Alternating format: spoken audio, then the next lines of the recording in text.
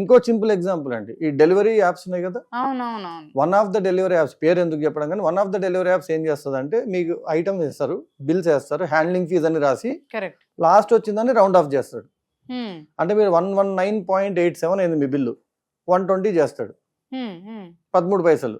Okay. ఆయన మన public గా చెప్పారు లాస్ట్ ఇయర్ 2025లో 2024లో ఇట్లా రౌండ్ ఆఫ్ చేసి వాళ్ళు డెలివరీ చేసినందుకు వాళ్ళకి 85 crores వచ్చింది. మీరు 120.78 కట్టాలి, మీరు 121 కట్టారు, సర్లే అనుకుంటారు మీరు. కరెక్ట్. అట్లా రౌండ్ ఆఫ్ చేయడం వల్ల వాడికి 85 crores వచ్చింది ఒక యాప్ కి. అట్లా ఎన్ని యాప్లు, ఎన్ని బ్యాంకులు, ఎన్ని రౌండ్ ఆఫ్లు చేస్తుంటే మనకు తెలియకుండా మొత్తం ఇండియా వైడ్ గా కొన్ని వేల కోట్లు ఈ రౌండింగ్ ఆఫ్ గా పోతున్నాయి. అసలు అమౌంట్లు కాకుండా వీళ్ళు అదనపుగా దీన్ని కొసర అంటారు కదా, అసలు కన్నా కొసర ఎక్కువ ఉంది అన్నట్టు. మనకు తెలియదు, మనకి 13 పైసలే పోయిందిలే, అసలు పోయిందని కూడా తెలియదు చాలా మందికి. సో ఈసారి నువ్వు చెప్పడం బిల్ తీసుకున్నప్పుడు వాడు సర్వీస్ చార్జ్ 10% అంటే నిజంగా 10% వేసాడా, 5% క్యాలిక్యులేట్ చేయాలి, ఇంటూ 5 కొట్టండి, లాస్ట్ 2 డిజిట్లు తీసేయండి.